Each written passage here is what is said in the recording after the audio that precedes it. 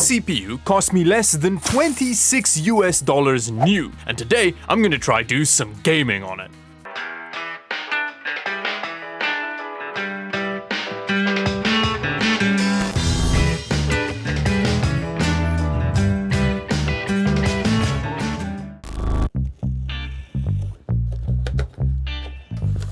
Oh, just there's the little guy.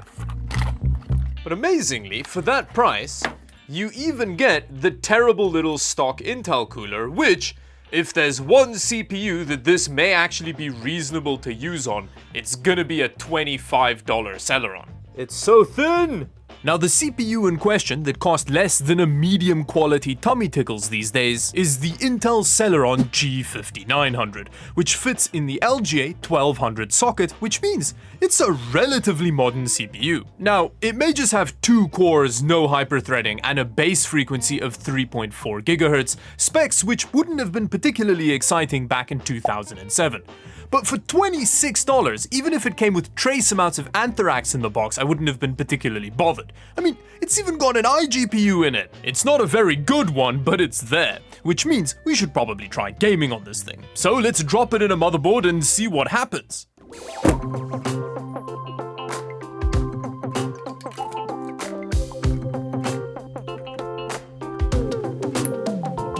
Now that we have the little dollar menu CPU in here, we need to start thinking about the RAM configuration we're gonna use. And because I'm in a bit of a cruel mood today, we're gonna start out with a single 4 gig stick of DDR4, which should be interesting considering that we're not gonna start out using a graphics card, we're just gonna game using the iGPU in this G5900. So let's drop the single 4 gig stick of RAM in here and fulfill every pre-built manufacturer's sick power fantasy.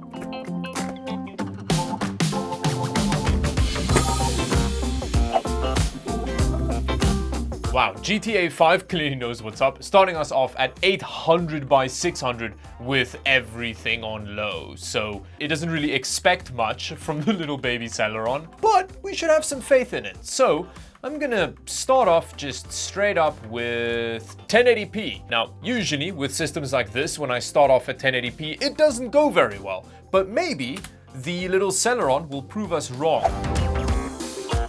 Yay! We finally loaded in! It's been what felt like several generations has passed, but we're in, and sitting at about 14 frames per second, I don't think it's quite proved us wrong. It's so much tearing. But it's doing that thing again that I really like about entry-level Celerons, where you can't tell if the CPU or the iGPU is the bottleneck.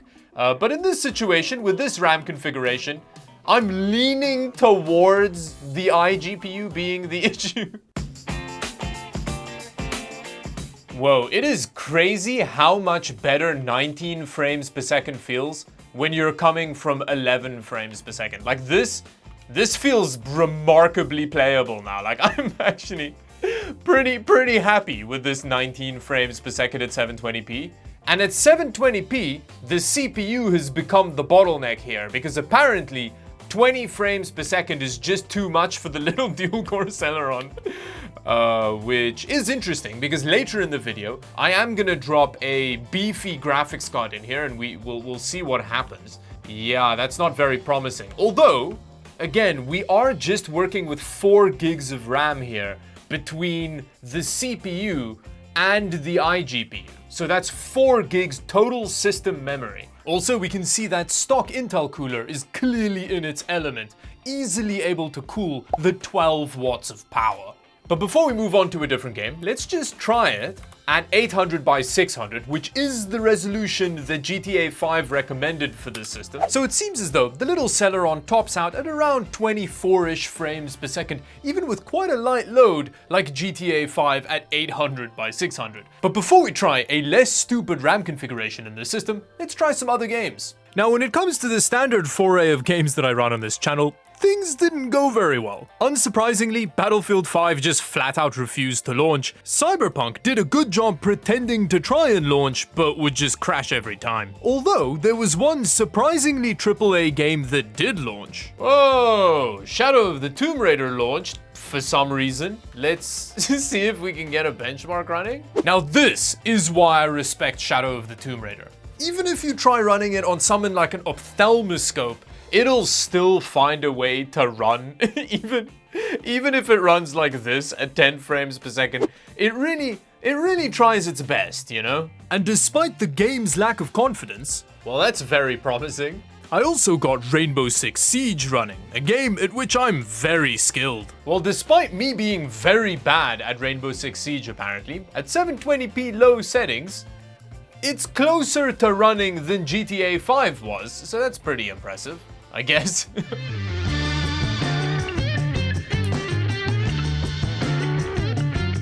Nice, it feels so smooth now that we've got 8 gigs of RAM in single channel. Now again, we can kind of tell that even with the increase in RAM capacity, we're still not necessarily going to be able to get above that 20 frame per second threshold because the Celeron is still very much struggling to keep up with its own iGPU. I'm excited to see what's gonna happen when we drop a big boy graphics card in this system. Either way though, doubling the amount of single channel RAM available to the little Celeron has made a shocking difference in performance. But what happens when we go dual channel? So now that we've fixed one of the biggest blows to the crotch of the Celeron's performance, let's see how it holds up with no excuses. Well, with the dual channel RAM, I'm noticing a couple of big changes. The first one is that we're actually hovering around that 20 frame per second mark now, occasionally going over it like there. And despite that, our CPU utilization isn't pegged at 100%. And looking at the benchmarks, you can see the Celeron is really starting to stretch its legs. It seems like we're finally starting to unlock the real speed demon in this Celeron. But what happens if we give it even more RAM?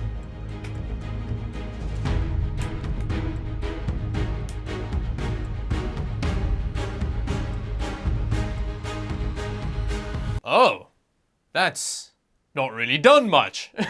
Big surprise there. Apparently, if you throw 64 gigs of RAM at a Celeron G5900, it's not gonna know what to do with it, even if it has 32 gigs of RAM available just for the iGPU. Okay, well, I guess now we need to throw a graphics card at it, and I know just which one.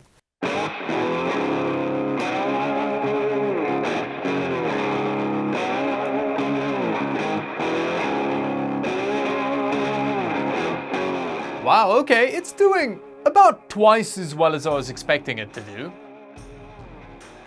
It's not a very smooth experience, but oh yeah, it's quite stuttery, isn't it?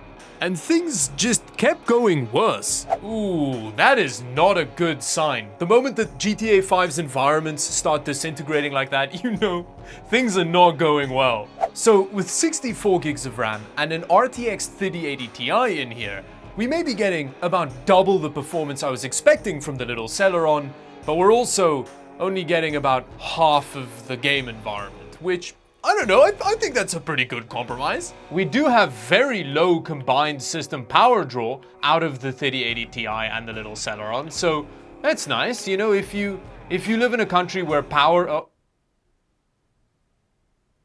it's just crashed. And after that crash, I pretty much couldn't get anything else to run without also crashing after just a couple minutes.